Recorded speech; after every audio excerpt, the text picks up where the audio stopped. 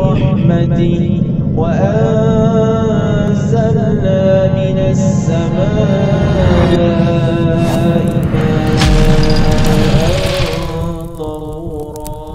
Bismillahirrahmanirrahim.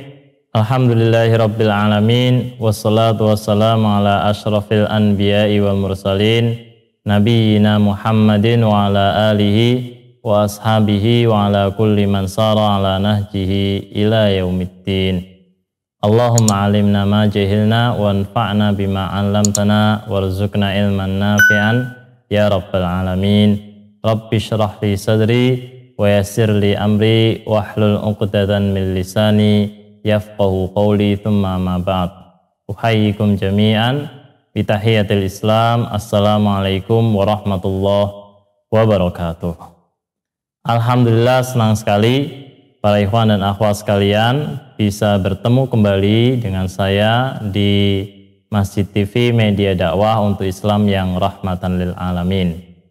Para ikhwan dan akhwat sekalian, kali ini kita akan membahas hukum menyentuh mushaf dalam kondisi hadas.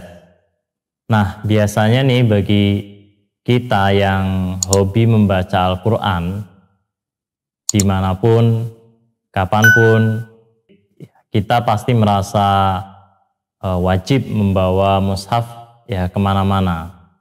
Baik itu saat di rumah, di kantor, di tempat dagang, saat naik bis, naik pesawat, misalkan, atau saat sedang rekreasi, istirahat kerja, dan lain-lain.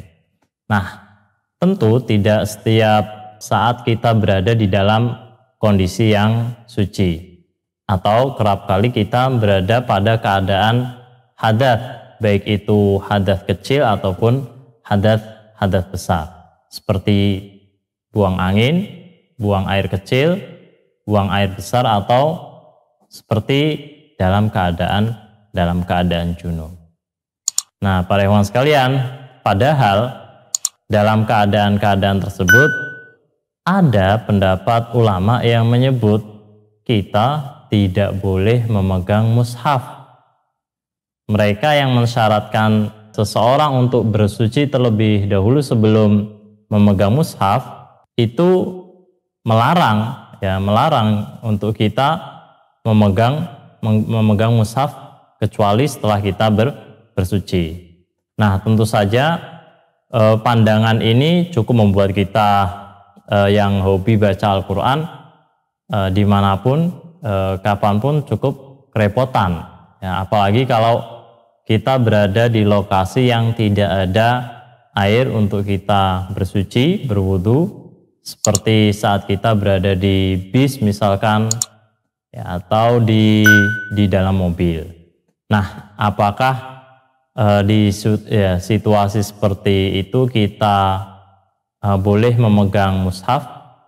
Apakah kita boleh tayamum sebagai ganti wudu? Atau apakah pandangan tersebut tidak benar? Dan yang benar adalah boleh memegang mushaf dalam kondisi hadas.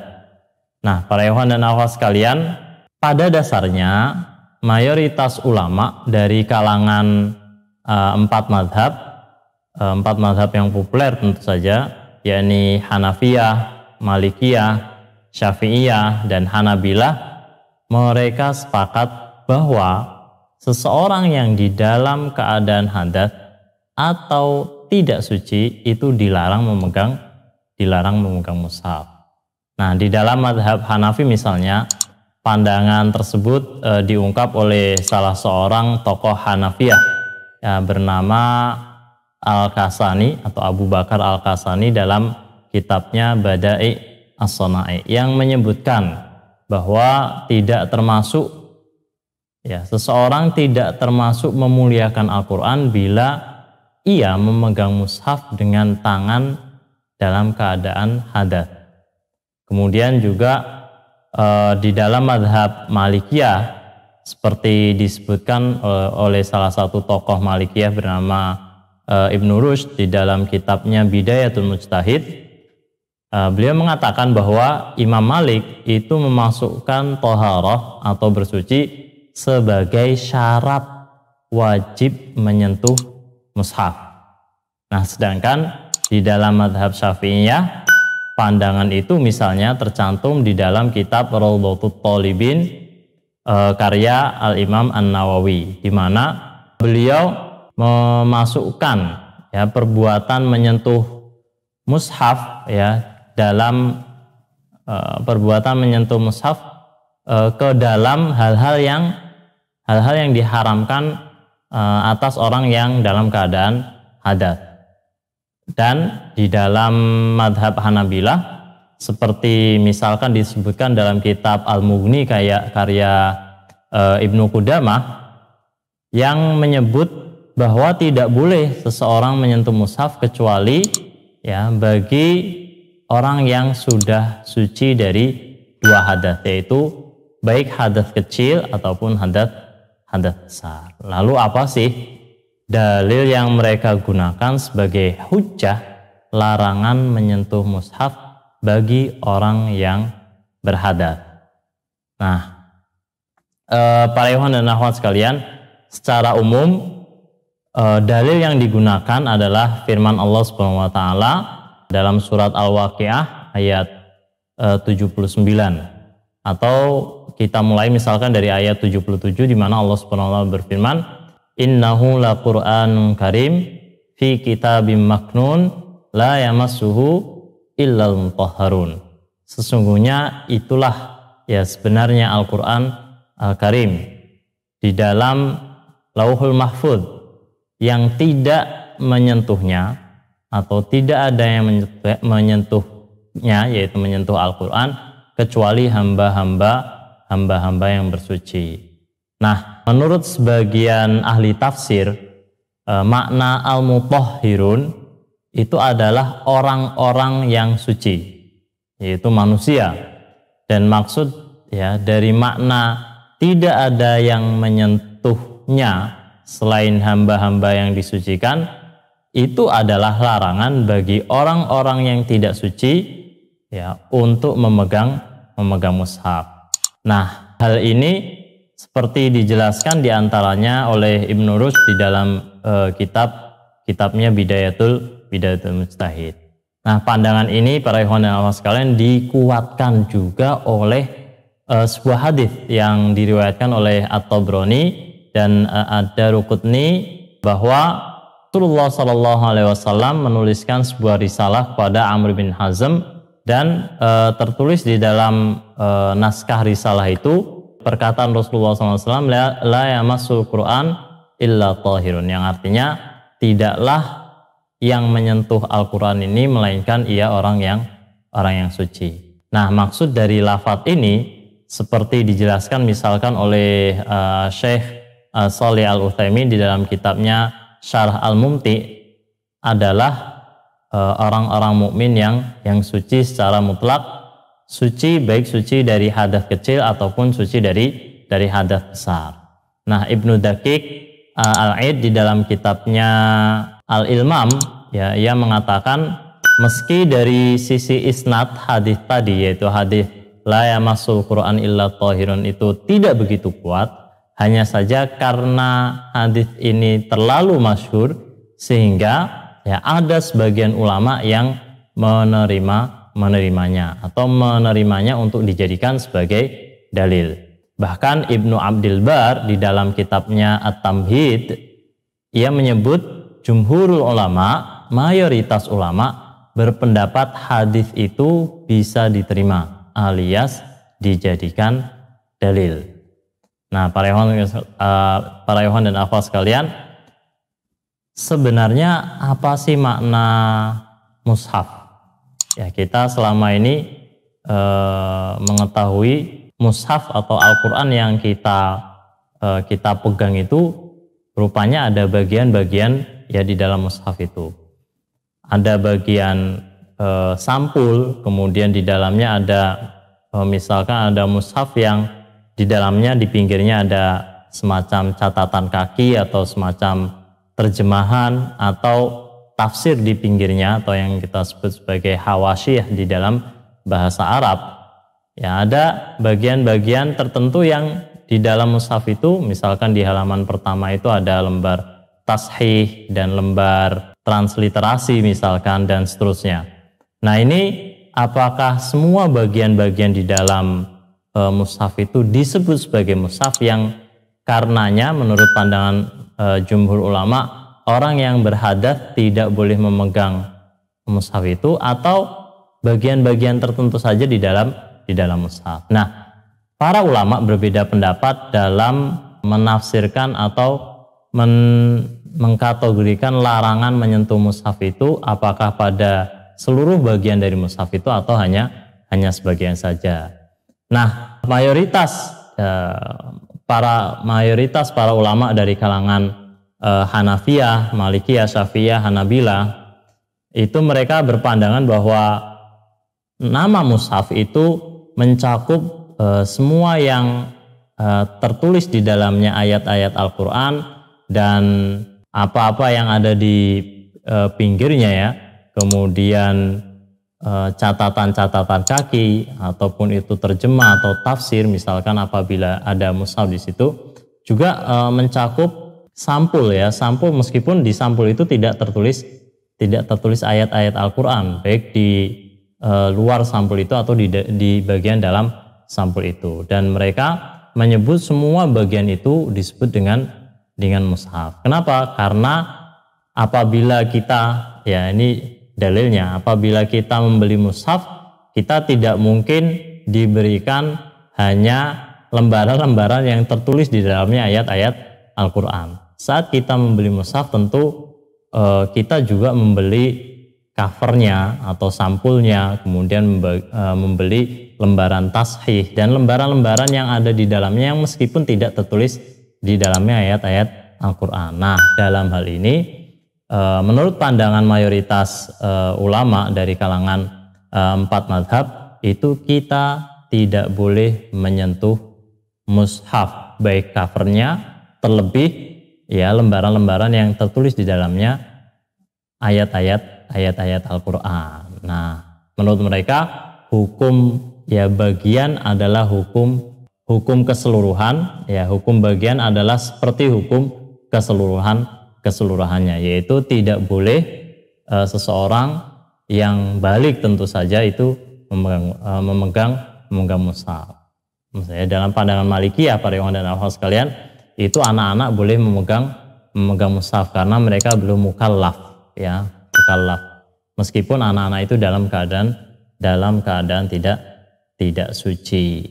Nah, sekarang ada juga loh pandangan para ulama yang mereka hanya memaknai mushaf itu pada lembaran-lembaran yang tertulis di dalamnya ayat-ayat Al-Quran, sehingga ya makna menyentuh mushaf itu adalah seseorang menyentuh ayat-ayat Al-Quran yang tertulis di atas lembaran itu. Nah, dalam hal ini seseorang tidak boleh menyentuhnya kecuali dalam keadaan suci.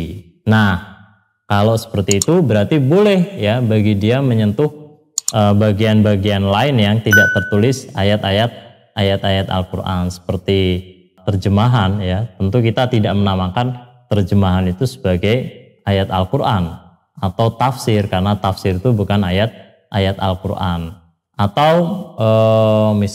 misalkan asbabun nuzul ya, itu juga tidak tertulis dalamnya ayat-ayat Al-Quran. Juga sampul itu juga yang tidak tertulis ayat Al-Quran itu tidak dinamakan sebagai mushaf, boleh bagi kita untuk memegangnya. Nah, pandangan ini para ikhwan dan akhwat sekalian itu dipegang oleh sebagian dari kalangan ulama Hanafiyah, juga sebagian ya dari kalangan Syafi'iyah dan Hanabilah. Jadi ada juga ya para ulama yang berpendapat bahwa yang dimaksud larangan menyentuh mushaf ya dalam keadaan hadas adalah mushaf yang atau lembaran-lembaran yang tertulis di dalamnya di atasnya ayat-ayat suci Al-Quran. Maka dengan demikian juga para ikhwan dan akhwat sekalian, saat kita mendapati lembaran-lembaran yang tertulis di atasnya ayat-ayat Al-Quran, ya maka kita tidak boleh menyentuh lembaran